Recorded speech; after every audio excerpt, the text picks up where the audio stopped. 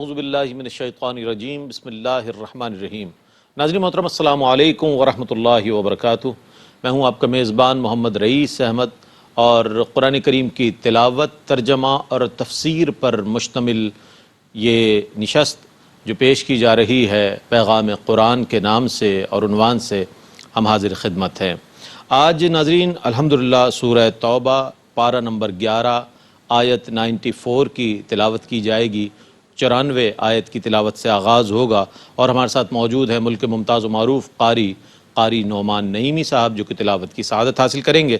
السلام علیکم ورحمۃ اللہ وبرکاتہ۔ وعلیکم السلام ورحمۃ اللہ وبرکاتہ۔ اور انشاءاللہ ان آیات مبارکہ کی تفسیر کے لیے موجود ہیں ملک ممتاز و معروف عالم دین حضرت علامہ مفتی محمد عامر صاحب تشریف فرما ہیں، جو کہ انشاءاللہ تفسیر بیان فرمائیں گے۔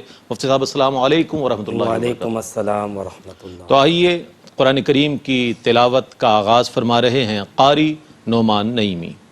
اعوذ باللہ من الشیطان الرجیم، بسم اللہ الرحمن الرحیم۔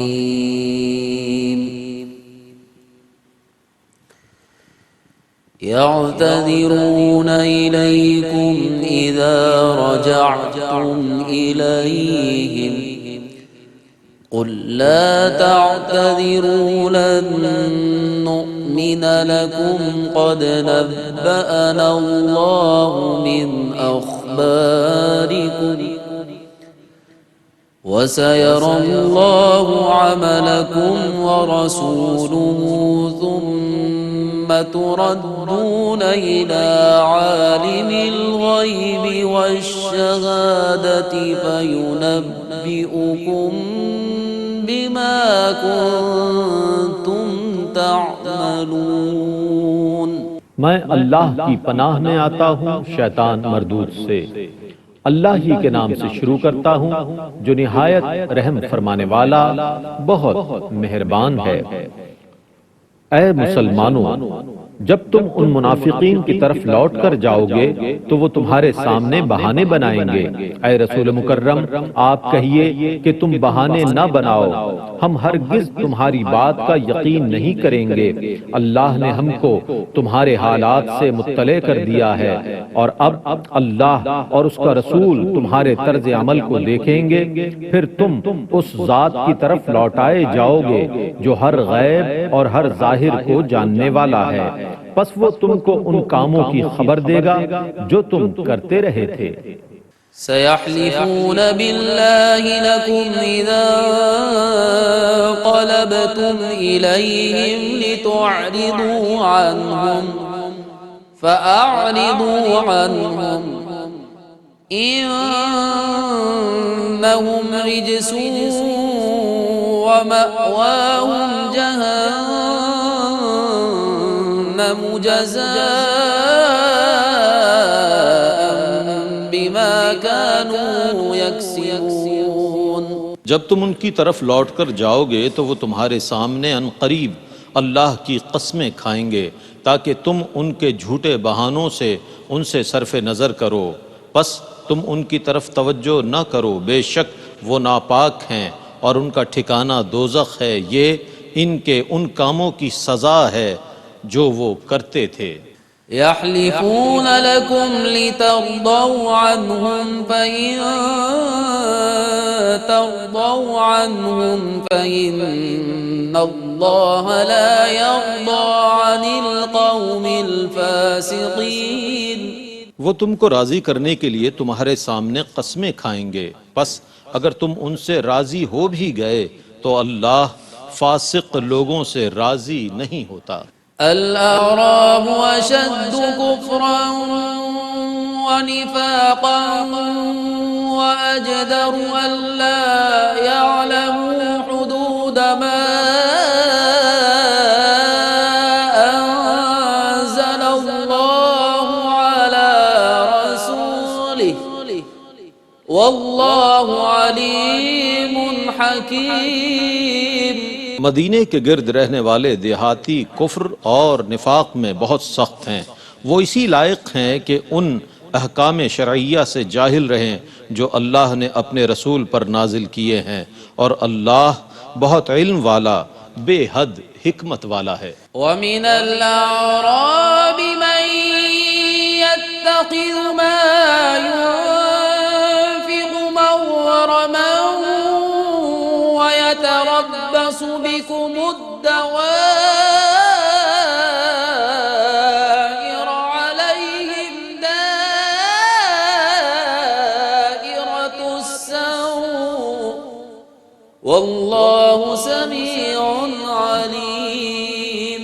اور بعض دیہاتی وہ ہیں جو راہ حق میں اپنے خرچ کرنے کو جرمانہ قرار دیتے ہیں، اور وہ تم پر گردش ایام کے منتظر ہیں، حالانکہ بری گردش انہی پر مسلط ہے، اور اللہ خوب سننے والا بہت جاننے والا ہے۔ ومن الأعراب من يؤمن بالله واليوم الآخر ويتخذ ما ينفق قربات عند الله وصلوات الرسول ألا إنها قربة لهم سيدخلهم الله في رحمته إن الله غفور رحيم۔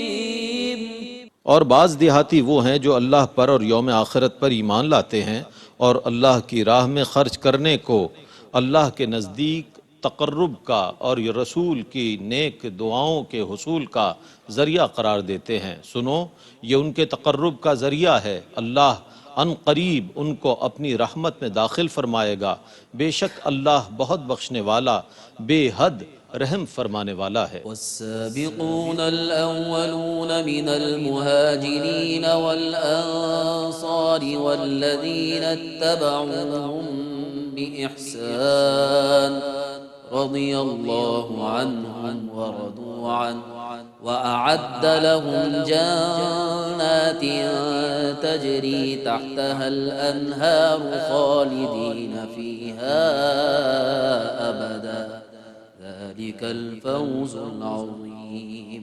اور مہاجرین اور انصار میں سے نیکی میں سبقت کرنے والے اور سب سے پہلے ایمان لانے والے اور جن مسلمانوں نے نیکی میں ان کی اتباع کی، اللہ ان سے راضی ہو گیا اور وہ اللہ سے راضی ہو گئے، اور اللہ نے ان کے لیے ایسی جنتیں تیار کی ہیں جن کے نیچے سے دریا بہتے ہیں، وہ ان میں ہمیشہ ہمیشہ رہیں گے، یہی بہت بڑی کامیابی ہے۔ وممن حولكم من الأعراب منافقون ومن أهل المدينة مرضوا على النفاق لا تعلمهم نحن نعلمهم سنعذبهم مرتين ثم يردون إلى عذاب عظيم۔ اور تمہارے گرد بعض اعرابی دیہاتی بدوی منافق ہیں اور بعض اہل مدینہ بھی منافق ہیں، وہ نفاق پر ڈٹ چکے ہیں، آپ انہیں نہیں جانتے، انہیں ہم جانتے ہیں، ان قریب ہم ان کو 2 مرتبہ عذاب دیں گے، پھر وہ بہت بڑے عذاب کی طرف لوٹائے جائیں گے۔ وآخرون اعترفوا بذنوبهم خلطوا عملا صالحا وآخر سيئا عسى الله أن يتوب عليهم إن الله غفور رحيم۔ اور بعض دوسرے وہ مسلمان ہیں جنہوں نے اپنے گناہوں کا اقرار کر لیا، انہوں نے نیک کاموں کو دوسرے برے کاموں کے ساتھ ملا دیا، ان قریب اللہ ان کی توبہ قبول فرمائے گا، بے شک اللہ بہت بخشنے والا بے حد رحم فرمانے والا ہے۔ خذ من أموالهم صدقة تطهرهم وتزكيهم بها وصل عليهم إن صلاتك سكن لهم والله سميع عليم۔ آپ ان کے مالوں سے زکوٰۃ لیجئے جس کے ذریعے آپ انہیں پاک کریں گے اور ان کے باطن کو صاف کریں گے، اور آپ ان پر صلات بھیجیے، بے شک آپ کی صلات ان کے لیے باعث طمانینت ہے، اور اللہ بہت سننے والا بے حد جاننے والا ہے۔ ألم يعلموا أن الله هو يقبل التوبة عن عباده ويأخذ الصدقات وأن الله هو التواب الرحيم؟ کیا یہ نہیں جانتے کہ بے شک اللہ ہی اپنے بندوں کی توبہ قبول کرتا ہے اور صدقات کو لیتا ہے، اور بے شک اللہ ہی بہت توبہ قبول کرنے والا، بہت رحم فرمانے والا ہے۔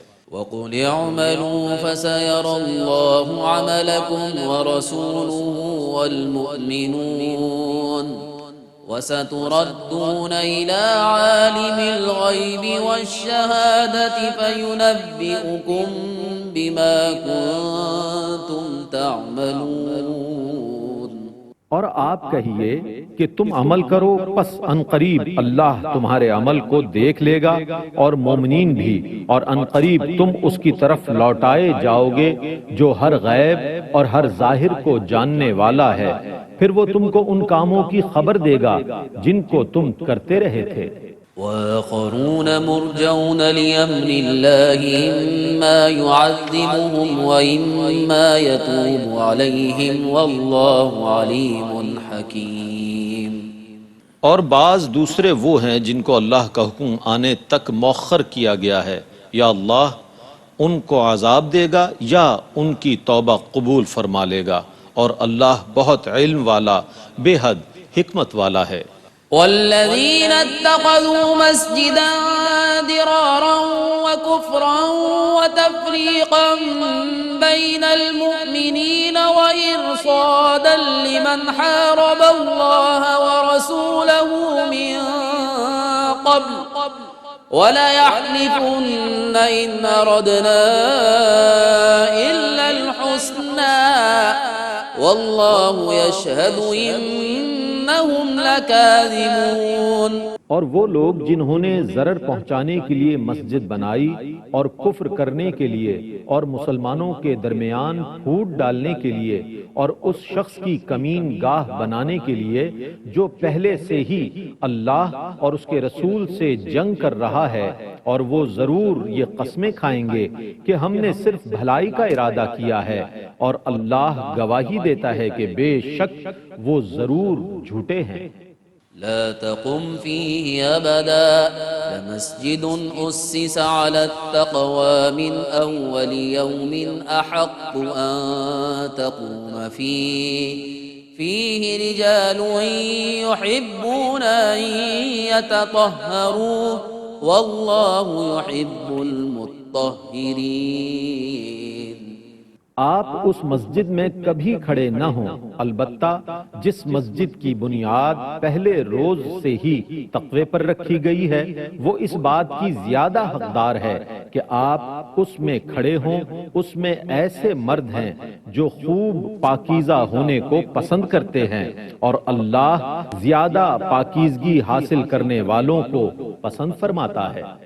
أفمن أسس بنيانه على تقوى من الله ورضوان خير أم من أسس بنيانه على شفا جرف هار فانهار به في نار جهنم والله لا يهدي القوم الظالمين۔ تو کیا جس نے اللہ سے ڈرنے اور اس کی رضا پر اپنی مسجد کی بنیاد رکھی وہ بہتر ہے، یا وہ شخص جس نے اپنی عمارت کی بنیاد ایسے گڑھے کے کنارے پر رکھی جو گرنے کے قریب ہے، تو وہ اسے لے کر جہنم کی آگ میں گر پڑا، اور اللہ ظلم کرنے والے لوگوں کو ہدایت نہیں دیتا۔ لا يزال بنيانهم الذي بنوا ريبة في قلوبهم إلا أن تقطع قلوبهم والله عليم حكيم۔ جس عمارت کو انہوں نے بنایا ہے گرنے کے خطرے کی وجہ سے ہمیشہ ان کے دلوں میں کھٹکتی رہے گی، سوا اس کے کہ ان کے دل ٹکڑے ٹکڑے ہو جائیں، اور اللہ بے حد جاننے والا، بڑی حکمت والا ہے۔ إن الله اشترى من المؤمنين أنفسهم وأموالهم بأن لهم الجنة يقاتلون في سبيل الله فيقتلون ويقتلون وعدا عليه حقا في التوراة والإنجيل والقرآن ومن أوفى بعهده من الله فاستبشروا ببيعكم الذي بايعتم به وذلك هو الفوز العظيم۔ بے شک اللہ نے ایمان والوں سے ان کی جانوں اور ان کے مالوں کو جنت کے بدلے میں خرید لیا۔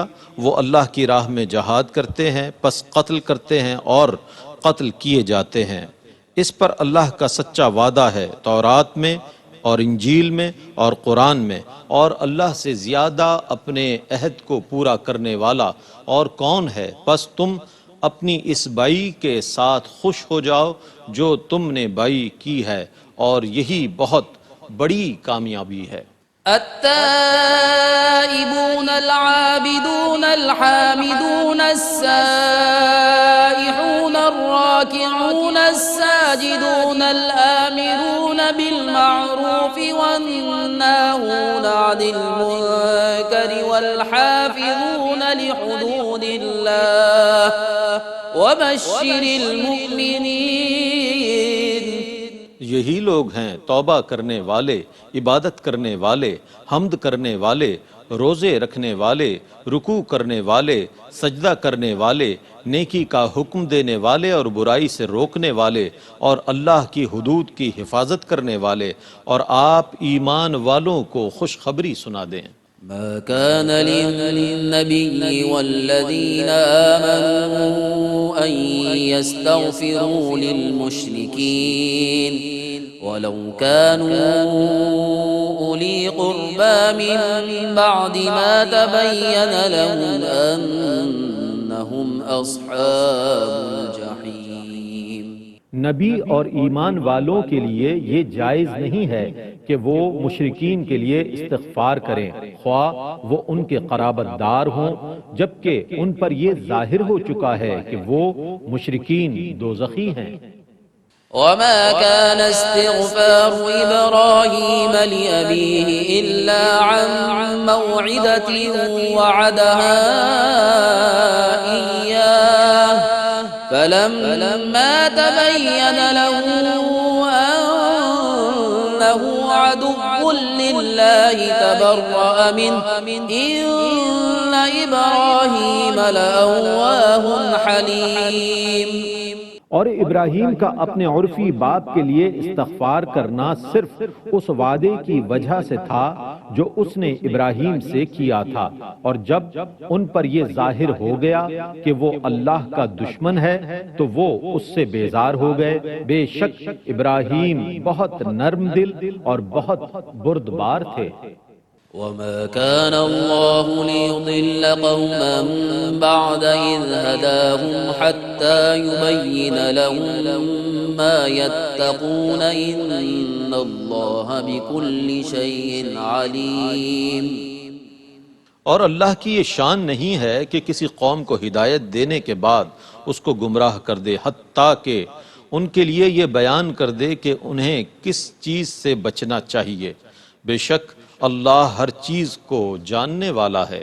ان اللہ له ملک السماوات والارض یحیی ویمیت وما لکم من دون اللہ من ولی ولا نصیر۔ بے شک آسمانوں اور زمینوں کی سلطنت اللہ ہی کے لیے ہے، وہی زندہ کرتا ہے اور وہی مارتا ہے، اور اللہ کے سوا تمہارا کوئی مالک اور مددگار نہیں ہے۔ لقد تاب الله على النبي والمهاجرين والأنصار الذين اتبعوه في ساعة العسرة من بعد ما كاد يزيغ قلوب فريق منهم ثم تاب عليهم إنه بهم رؤوف رحيم. بے شک اللہ نے نبی پر فضل فرمایا اور ان مہاجرین اور انصار پر جنہوں نے تنگی کے وقت میں نبی کی اتباع کی، جبکہ اس کے بعد یہ قریب تھا کہ ایک گروہ کے دل اپنی جگہ سے ہل جائیں، پھر اس کے بعد اس نے ان کی توبہ قبول کی، بے شک وہ ان پر نہایت مہربان بہت رحم والا ہے۔ وعلى الثلاثة الذين خلفوا حتى إذا ضاقت عليهم الأرض بما رحبت وضاقت عليهم أنفسهم وظنوا أن لا ملجأ من الله إلا إليه ثم تاب عليهم ليتوبوا إن الله هو التواب الرحيم. اور اس نے ان 3 شخصوں کی توبہ بھی قبول فرمائی جن کا معاملہ مؤخر کر دیا گیا تھا، حتیٰ کہ جب زمین اپنی وسعت کے باوجود ان پر تنگ ہو گئی اور خود ان کی جانیں بھی ان پر تنگ ہو گئیں، اور انہوں نے یہ یقین کر لیا کہ اللہ کے سوا ان کی کوئی جائے پناہ نہیں ہے، پھر ان کی توبہ قبول فرمائی تاکہ وہ توبہ پر قائم رہیں، بے شک اللہ بہت توبہ قبول فرمانے والا بے حد رحم فرمانے والا ہے۔ يا أيها الذين آمنوا اتقوا الله وكونوا مع الصادقين. اے ایمان والو، اللہ سے ڈرتے رہو اور ہمیشہ سچوں کے ساتھ رہو۔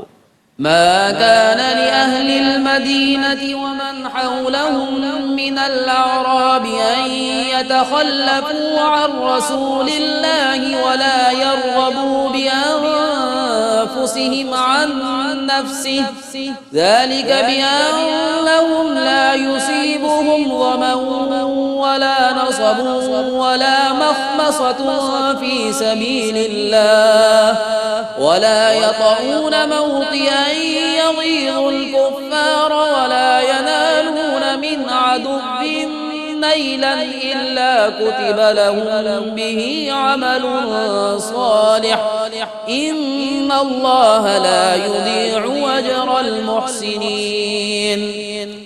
اہل مدینہ اور اس کے گرد رہنے والے بدوؤں اعراب کے لیے یہ جائز نہ تھا کہ وہ رسول اللہ کے ساتھ نہ جاتے، اور نہ ان کے لیے یہ جائز تھا کہ وہ رسول اللہ صلی اللہ علیہ وآلہ وسلم کی جان سے زیادہ اپنی جانوں کی فکر کرتے۔ یہ حکم اس لیے ہے کہ انہیں جب بھی اللہ کی راہ میں کبھی پیاس لگے گی یا کوئی تھکاوٹ ہوگی یا بھوک لگے گی، اور وہ جب بھی کسی ایسی جگہ جائیں گے جس سے کفار غضبناک ہوں، اور وہ جب بھی دشمن سے مال غنیمت حاصل کریں گے تو ان کے لیے اس کے سبب سے نیک عمل لکھا جائے گا، بے شک اللہ نیک کام کرنے والوں کا اجر ضائع نہیں کرتا۔ ولا ينفقون نفقة صغيرة ولا كبيرة ولا يقطعون واديا إلا كتب لهم ليجزيهم الله أحسن ما كانوا يعملون. اور وہ جب بھی اللہ کی راہ میں کوئی چھوٹا یا بڑا خرچ کرتے ہیں یا کسی مسافت کو طے کرتے ہیں تو ان کا وہ عمل لکھ دیا جاتا ہے تاکہ اللہ ان کو ان کے عمل کی بہترین جزا عطا فرمائے۔ وما كان المؤمنون لينفروا كافة فلولا نفر من كل فرقة منهم طائفة ليتفقهوا في الدين ولينذروا قومهم إذا رجعوا إليهم لعلهم يحذرون. اور یہ تو نہیں ہو سکتا کہ اللہ تعالیٰ کی راہ میں تمام مسلمان روانہ ہو جائیں، تو ایسا کیوں نہ ہوا کہ ان کے ہر گروہ میں سے ایک جماعت روانہ ہوتی تاکہ وہ لوگ دین کی سمجھ حاصل کرتے، اور جب وہ اپنی قوم کی طرف لوٹتے تو ان کو اللہ کے عذاب سے ڈراتے تاکہ وہ گناہوں سے بچتے۔ یا ایھا الذین الذين يلونكم من الكفار وليجدوا فيكم غلظة واعلموا أن الله مع المتقين.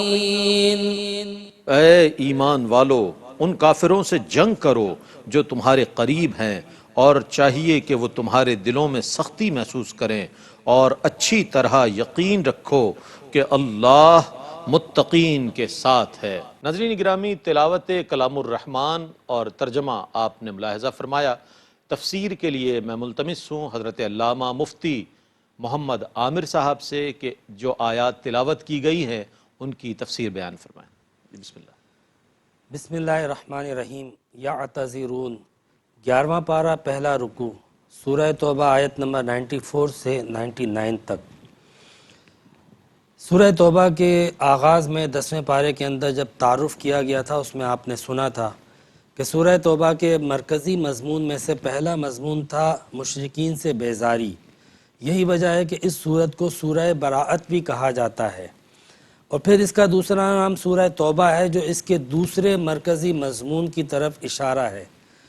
توبہ اس کے اندر دراصل منافقین کی رد کرنے کا اور مسلمانوں کی، مومنین کی توبہ کی قبولیت کا بیان ہے. اور یہاں پہ توبہ ان لوگوں کے بارے میں ہے، اس مسئلے کے حوالے سے ہے کہ جن لوگوں نے غزوہ تبوک کے اندر شرکت نہ کی تھی. چونکہ نبی کریم صلی اللہ علیہ وسلم کی حیات طیبہ میں یہ واقعہ درپیش تھا، اور پھر جہاد اسلام کے فرائض میں سے بھی تھا. تو جن لوگوں نے اس فریضے کی ادائیگی میں کوتاہی کی تھی، ان کی دو قسمیں تھیں. ایک منافقین تھے جن کے بیان سے آغاز ہو رہا ہے. 11ویں پارے میں آغاز میں سب سے پہلے کہا گیا کہ یعتذرون الیکم اذا رجعتم الیہم. اے رسول، آپ کے پاس جب آپ لوٹ کر آئیں گے غزوہ تبوک سے تو یہ منافقین بہانے پیش کریں گے، ہیلے پیش کریں گے. قل لا تعتذروا، آپ فرما دیجئے کہ مجھے آپ بہانے نہ پیش کرو، میں تمہارے ان بہانوں کو ہرگز قبول نہ کروں گا، کیونکہ اللہ رب العزت نے مجھے تمہارے اعمال کی خبر دے دی ہے. یہ ہے وہ آیت جس میں منافقین کی توبہ کو رد کیا گیا ہے. اللہ تبارک و تعالیٰ نے نبی کریم صلی اللہ علیہ وسلم سے فرمایا کہ اے رسول، یہ تمہارے پاس آئیں گے اور قسمیں کھائیں گے، اور قسمیں کھا کھا کے کہیں گے کہ آپ ان کے اس غلطی اور عمل سے نظر انداز کر دو. تو اللہ رب العزت نے فرمایا کہ فَأَعْرِضُوا عَنْهُمْ، آپ ان کی غلطی کو نہیں بلکہ ان لوگوں کو ہی نظر انداز کر دو. پھر فرمایا کہ اس لیے کہ اِنَّهُمْ رِجْسٌ وَمَأْوَاهُمْ جَهَنَّمْ، یہ ناپاک لوگ ہیں اور ان کا ٹھکانہ جہنم ہے. یہ آپ کے پاس آ کے قسمیں کھائیں گے تاکہ آپ ان سے راضی ہو جائیں. اللہ رب العزت نے فرمایا کہ اے رسول، آپ ان سے راضی نہ ہونا. یہ منافقین ہیں. اگر آپ راضی ہو بھی گئے تو اللہ ان سے راضی ہونے والا نہیں ہے. یہ سمجھانے کے لیے کہا جا رہا ہے، اس لیے کہ نبی کریم صلی اللہ علیہ وسلم یا پیغمبر وہ ہستیاں ہوتی ہیں کہ روئے زمین میں اگر اللہ کا سب سے بڑا فرما بردار اور مطیع ہوتا ہے کوئی تو وہ انبیاء کرام اور پیغمبر ہوتے ہیں. اس لیے جب اللہ رب العزت نے منع فرما دیا کہ آپ ان سے راضی نہیں ہوں گے تو حضور نبی کریم علیہ السلام نے بھی انہیں اپنی رضامندی نہ عطا فرمائی. یہ بیان تھا منافقین کی توبہ کی عدم قبولیت کا کہ بہانے کرتے ہوئے آپ کے پاس آئیں گے. اب آگے چل کے دوسرے رکوع کے اندر مسلمانوں کی توبہ کا ذکر آتا ہے، لیکن اس سے پہلے اسی رکوع کے اندر اللہ رب العزت نے منافقین کا چونکہ تذکرہ کیا تھا تو پھر ان منافقین کے احوال اور مدینے میں جو لوگ رہتے تھے یا وہ منافقین جو مدینے کے ارد گرد رہتے تھے ان کا بھی تذکرہ کر دیا کہ ایک تو وہ منافقین تھے جو مدینے کے اندر رہتے ہیں، اور کچھ مدینے کے باہر ارد گرد میں اور کچھ صحرا میں رہتے ہیں. اللہ رب العزت نے فرمایا الاعراب اشد کفرا و نفاقا، وہ منافقین جو صحرا اور دیہاتوں میں رہتے ہیں فرمایا کہ وہ اپنے نفاق میں بڑے سخت ہوتے ہیں. اس لیے کہ صحرا میں رہنے والے لوگوں کی زندگی ویسے بھی بڑی سخت ہوتی ہے، وہ کٹھن مزاج ہوتے ہیں. اسی لیے ابن خلدون نے کہا تھا کہ یہ وہ لوگ ہوتے ہیں دیہاتی کہ جو ایک طرح سے معاشی حیوان ہوتے ہیں، یعنی ان کی زندگی کا کوئی مقصد، کوئی ایم نہیں ہوتا ہے، بس صبح شام رزق اور اناج کی تلاش میں رہتے ہیں اور ہر چیز سے فارغ رہتے ہیں.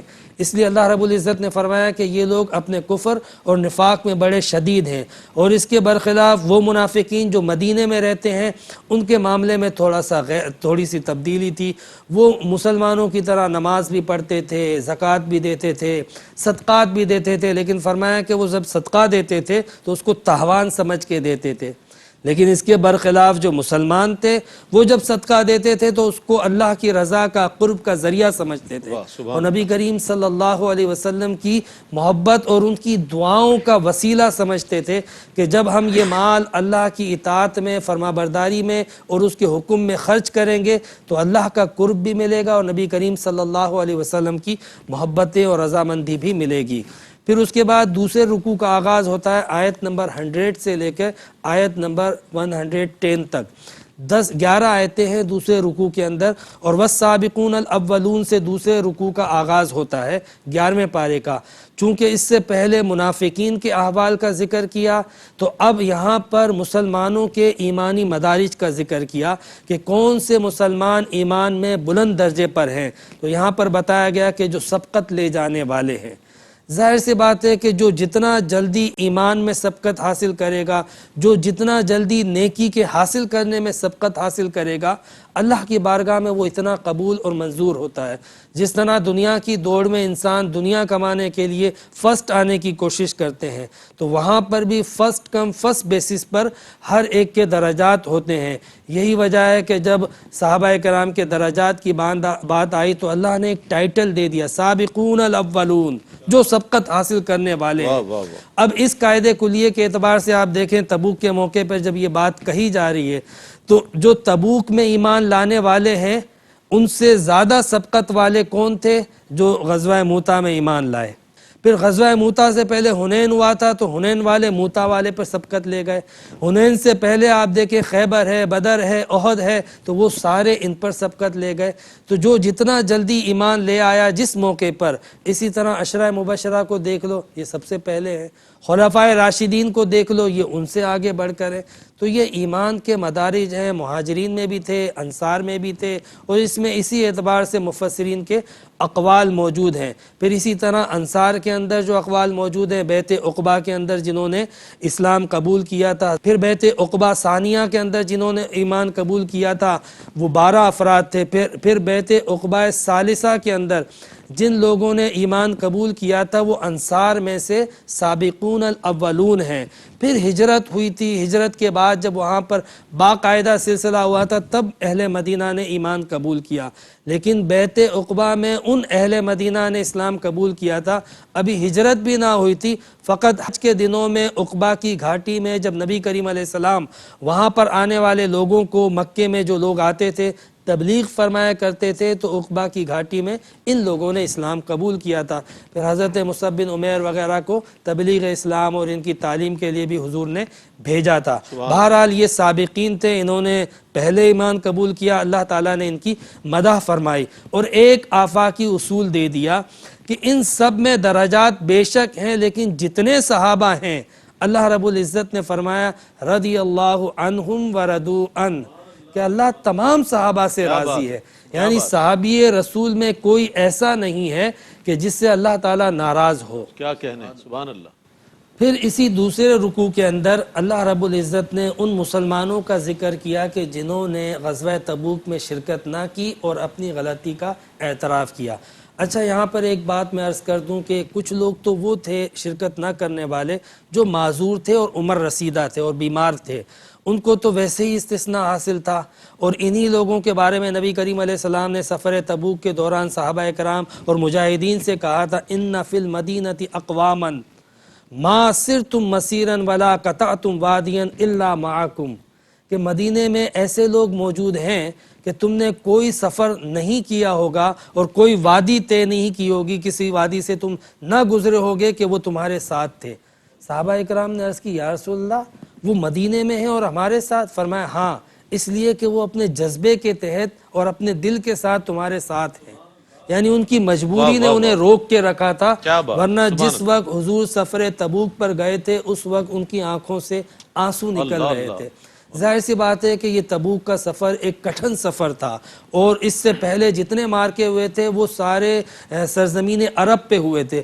یہ رومی فوجیوں سے ٹکراؤ تھا، اور وہ 1,00,000 کے لشکر کو پہلے ہی جمع کر چکے تھے، مزید 1,50,000 کا لشکر جو ہے وہ شام کی سرحدوں پر جمع ہونے والا تھا۔ تو اتنے بڑے لشکر سے ٹکراؤ، اتنا طویل سفر، پھر اسباب کی قلت، سفر کی طوالت، پانی، بھوک، پیاس، ہر چیز کی شدت تھی، تو بیمار اور عمر رسیدہ کے لیے ممکن نہیں تھا، لیکن ان کے جذبات پھر بھی ساتھ تھے۔ تو اس سفر کے اندر کچھ لوگ وہ بھی تھے جنہوں نے باقاعدہ، مطلب ان کے پاس نہ تو کوئی مجبوری تھی نہ عذر تھا، اسباب بھی تھا لیکن وہ نہ گئے۔ جب انہیں پتہ چلا کہ حضور علیہ السلام ان لوگوں سے ناراض ہیں، تو قرآن کی اس آیت میں آتا ہے کہ وَآخَرُونَ اعْتَرَفُوا بِذُنُوبِهِمْ، دوسرے وہ لوگ تھے کہ جنہوں نے اعتراف کر لیا اپنے گناہوں کا، اپنی غلطی کا، یعنی منافقین کی طرح انہوں نے بہانے نہ کیے، کیونکہ یہ وفادار صحابہ تھے۔ یعنی کوئی ایسا موقع نہ آیا تھا کہ جب حضور کے ساتھ وہ نہ شریک ہوئے ہوں۔ بدر میں وہ شریک تھے، احد میں وہ شریک تھے، حنین میں وہ شریک تھے، حضور کی ہر حکم پر اطاعت کے لیے وہ لبیک کہتے تھے۔ تو چونکہ وہ بنیادی طور پہ وفادار تھے، یہ پہلا موقع تھا کہ ان لوگوں سے غلطی ہوئی تھی، چوک ہوئی تھی، تو انہوں نے اپنی غلطی کا اعتراف کیا اور خود اپنے آپ کو مسجد کے ستونوں سے باندھ دیا اور کہنے لگے کہ جب تک اللہ ہمیں معاف نہ کرے گا، نہ کھائیں گے، نہ پئیں گے، نہ سوئیں گے۔ تو جب اس خلوص کے ساتھ انہوں نے توبہ کو اپنی پیش کیا، تو اللہ نے اس توبہ کو، سورت کو ان کے نام سے منسوب کر دیا اور ان کی توبہ کو قبول فرمایا اور فرمایا عَسَى اللَّهُ أَن يَتُوبَ عَلَيْهِمْ إِنَّ اللَّهَ غَفُورٌ رَحِيمٌ۔ اللہ تعالیٰ ان کی توبہ کو قبول فرمائے گا، اور بے شک اللہ توبہ کو قبول فرمانے والا ہے۔ اچھا، یہ وہ لوگ تھے جو تبوک میں نہ گئے تھے، کل 10 تھے۔ 10 میں سے 7 لوگوں نے تو اپنے آپ کو پیش کر دیا، جس میں حضرت ابو لبابہ رضی اللہ تعالیٰ عنہ اور ان کے 6 ساتھی جو بیعت عقبہ میں ایمان لائے تھے۔ اچھا، 3 باقی تھے جو ابھی تک حاضر نہ ہوئے تھے، تو قرآن پاک نے ان 3 کے بارے میں کہا کہ وَآخَرُونَ مُرْجَوْنَ لِأَمْرِ اللَّهِ، جو 3 ابھی تک حاضر نہیں ہوئے ہیں، ان کا معاملہ پینڈنگ ہے، ہو سکتا ہے اللہ ان کو عذاب دے اور ہو سکتا ہے اللہ تعالیٰ ان کو معاف کر دے۔ اب ان 3 افراد کی توبہ سے قبل، چونکہ تھے وہ بھی مخلص صحابہ، پہلی بار غلطی ہوئی تھی، تو ان 3 افراد کی توبہ سے قبل اللہ رب العزت نے مسجد زرار والا واقعہ بیان کر دیا کہ مسجد زرار جو کہ منافقین نے بنائی تھی، اور ان کے بنانے کا مقصد یہ تھا کہ مسلمانوں کے خلاف ایک جتھا تیار کرے اور باقاعدہ ایک ٹھکانہ بنا کے وہاں پہ سازش کی جائے۔ انہوں نے بنایا تھا بدنیتی کے ساتھ وہ ٹھکانہ، وہ مسجد، اور حضور کی بارگاہ میں آ کے عرض کرنے لگے یا رسول اللہ، ہم نے یہ مسجد بنائی ہے چونکہ جو بیمار صحابہ ہیں، جو وہ مسلمان جو بوڑھے ہیں، ان کے لیے مسجد نبوی اور مسجد قباء دور ہے، تو ہم نے یہ نیک نیتی کے ساتھ بنائی ہے۔ اللہ رب العزت نے فرمایا ان کی نیتیں درست نہیں ہیں، یہ بدنیت لوگ ہیں، یہ فتنے اور فساد کی غرض سے انہوں نے اس مسجد کو بنایا ہے۔ والذین اتخذوا مسجدا ضرارا وکفرا وتفریقا بین المؤمنین، یہ اللہ رب العزت نے کہا کہ ان کی یہ مقاصد تھے کہ یہ کفر کو پھیلائیں گے، تکلیف دیں گے اور مسلمانوں کے درمیان تفریق پیدا کریں گے۔ اللہ رب العزت نے حضور کو اس معاملے پر مطلع فرما دیا۔ اچھا، انہوں نے کہا کہ حضور آپ افتتاح کریں۔ حضور نے فرمایا کہ میں ابھی جا رہا ہوں غزوہ تبوک کے لیے، واپسی پہ آؤں گا پھر بات ہوگی۔ حضور تشریف لے گئے، اور جب واپس حضور تشریف لائے تو مدینے میں داخل ہونے سے پہلے ایک گروہ کو بھیجا کہ جاؤ اس مسجد کو گرا دو، اور اس مسجد کو گرا دیا۔ اور پھر اللہ رب العزت نے اس پر ایک باقاعدہ ایک اصول پیش کیا کہ دیکھیں، جو چیز نیک نیتی سے قائم ہو، آپ حقدار ہیں کہ ادھر کھڑے ہوں، اور جس کی بنیاد بدنیتی پر ہو، جو عمارت ہی بدنیتی پہ قائم کی گئی ہو، وہ تو ایسی ہوتی ہے کہ بظاہر خوبصورت ہوتی ہے لیکن نیچے سے کھوکھلی ہوتی ہے، اس کی پلیٹیں نہیں ہوتی ہیں اور کسی بھی موقع پہ وہ گر سکتی ہے۔ تو بدنیتی کی مثال اللہ رب العزت نے دیتے ہوئے فرمایا کہ ہر اس چیز کو اپناؤ جو نیک نیتی پر مبنی ہو، اور جو بدنیتی پر قائم کی گئی چیزیں ہوتی ہیں اس میں کبھی بھی دائمی طور پہ کامیابی، نجات اور سکون نہیں مل سکتا۔ اس کے بعد اللہ رب العزت نے ایک اور بات ذکر فرمائی کہ ما کان لنبی والذین آمنوا ان یستغفروا للمشرکین، کہ نبی کی اور مسلمانوں کی یہ شان نہیں ہے کہ مشرکین کے لیے وہ استغفار کریں. یہ ایک اصول بتا دیا کہ انسانیت کی بنیاد پہ کافروں کے لیے دعا کی جاتی ہے صحت کی، ان کی کوئی پریشانی ہو تو اس پریشانی کو دور کیا جا سکتا ہے، ان کی مدد کی جا سکتی ہے انسانی بنیادوں پر، لیکن مغفرت کی دعا اور آخرت میں اللہ رب العزت کی بارگاہ سے جنت اور اجر کے لیے دعا، یہ کافروں کے لیے مشرکوں کے لیے نہیں ہو سکتی، اس لیے کہ وہ ان کو مانتے ہی نہیں. تو یہاں پر تنبیہ کی گئی کہ ایسا ہرگز نہیں ہو سکتا کہ مشرکین کے لیے دعائے مغفرت کی جائے. پھر یہاں پر اللہ رب العزت نے یہ بھی بات واضح فرما دی کہ جو حضرت ابراہیم نے دعا کی تھی اپنے چچا آزر کے لیے، تو وہ ایک وعدہ تھا ابراہیم نے اپنے چچا سے کیا تھا. انہوں نے اپنے چچا کو جب تبلیغ فرمائی تھی تو کہا تھا کہ آپ آ جائیں، اس بت پرستی کو چھوڑ دیں اور اللہ رب العزت کی وحدانیت اور توحید کو قبول کر لیں، اور فرمایا کہ اگر آپ آ جائیں گے تو میں آپ کے لیے دعا کروں گا، اللہ آپ کے گناہ معاف کر دے گا. سورہ مریم میں حضرت ابراہیم کے اس واقعے کا بھی ذکر ہے، سأستغفر لک ربی، میں اپنے رب سے آپ کے لیے دعا کروں گا. تو حضرت ابراہیم نے جو دعا کی تھی اپنے چچا آزر کے لیے، اللہ نے فرمایا کہ یہ فقط ایک وعدہ تھا اس بنیاد پہ، لیکن جب حضرت ابراہیم کو پتہ چل گیا فلما تبین لہ انہ عدو للہ، حضرت ابراہیم کو معلوم ہو گیا کہ یہ تو اللہ کا دشمن ہے، تو حضرت ابراہیم علیہ السلام نے ان سے بیزاری کا اظہار کیا. پھر یہ آئی ہے آیت وَعَلَى الثَّلَاثَةِ الَّذِينَ خُلِّفُوا حَتَّى إِذَا ضَاقَتْ عَلَيْهِمُ الْأَرْضُ. یہ ان 3 باقی رہ جانے والے مخلص صحابہ کرام کی توبہ کا بیان ہے، جس میں حضرت کعب بن مالک، حضرت مرارہ بن ربیع اور حضرت ہلال بن امیہ رضی اللہ تعالی عنہم. یہ 3 صحابہ کرام تھے جنہوں نے بعد میں اپنے آپ کو پیش کیا، اور چونکہ انہوں نے بعد میں پیش کیا تو ان کی سزا جو ہے وہ زیادہ ہو گئی تھی. انہوں نے بھی اپنے آپ کو سزا کے لیے پیش کر دیا. حضور نبی کریم علیہ السلام نے تمام صحابہ کو منع فرما دیا کہ ان سے کوئی بات نہ کرے، اور یہ بہت بڑی بات تھی کہ کوئی مسلمان ان سے بات نہیں کرتا تھا. لیکن ان کی خلوص کو دیکھیے، استقلال کو دیکھیے کہ سارے مسلمانوں نے ان سے قطع تعلقی کر لی، بات چیت سلام دعا سب کچھ بند کر دی. قرآن کا بیان ہے زمین اپنی وسعتوں کے باوجود ان پہ تنگ ہو گئی، 40 دن اس حال میں گزرے، اور پھر حضور علیہ السلام نے ان کے اہل و عیال کو بھی منع فرما دیا، اور مشکل ہو گئی. بہرحال وہ اپنی توبہ پہ ڈٹے رہے. کافروں نے، روم کے بادشاہوں نے ان کو آفر اور پیشکش کی، لیکن انہوں نے نہ قبول کی، اپنی توبہ پہ ڈٹے رہے. تو اللہ رب العزت نے ثم تاب علیہم لیتوبوا ان اللہ هو التواب الرحیم، ان کی توبہ کو قبول فرمایا. اور کیوں نہ قبول فرمائے، وہ تو توبہ قبول کرنے والا. کیا بات، بے شک. کوئی ہو سچے دل سے توبہ کرنے والا تو اللہ تعالیٰ تو توبہ کو قبول کرتا ہے. تو اس طرح یہاں پر ان کی توبہ کی قبولیت کا ذکر. اللہ رب العزت نے ایمان کو، تقوی کو، سچائی کو اختیار کرنے کا حکم دیا، اور ساتھ میں یہ بات بھی بیان فرمائی کہ دیکھو نبی کی اور اللہ رسول کی کبھی بھی نافرمانی مت کرو، اس لیے کہ جو شخص بھی اللہ اور اس کے رسول کی جب اتباع کرتا ہے اور اللہ کی راہ میں نکلتا ہے، تو اللہ کی راہ میں نکلنے کے بعد جو تکلیف آتی ہے، بھوک آتی ہے، پیاس آتی ہے، مشکلات آتی ہیں، اللہ تعالیٰ فرماتا ہے کہ ہر چیز الا کتب لہم بہ عمل صالح، کیا بات، اس کے لیے نیک عمل لکھا جاتا ہے، اس کے لیے اجر لکھا جاتا ہے. یعنی کوئی چھوٹے سے چھوٹا عمل اور بڑے سے بڑا عمل تم معمولی سا بھی خرچ کرتے ہو، ولا ينفقون نفقة صغیرہ ولا کبیرہ، لیکن وہ لکھا جاتا ہے، اس کا اجر دیا جاتا ہے. اور اللہ رب العزت نے فرمایا کہ اللہ تعالیٰ مومنین کے اجر کو کبھی ضائع نہیں کرتا.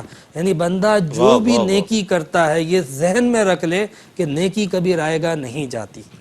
جزاک اللہ خیر مفتی صاحب. بہت خوبصورت انداز میں حضرت علامہ مفتی محمد عامر صاحب آج کی گئی تلاوت کی تفسیر بیان فرما رہے تھے. اللہ تعالیٰ سے دعا ہے کہ اللہ تعالیٰ ہمیں قرآن سے محبت عطا فرمائے، قرآن پڑھنے، اس کو سمجھنے اور اس پر عمل کرنے کی توفیق عطا فرمائے. اور ARYQ کا بھی یہی پیغام ہے کہ قرآن کے پیغام کو عام کیا جائے. پیغام قرآن سے اپنے میزبان محمد رئیس احمد کو اجازت دیجیے. اللہ حافظ.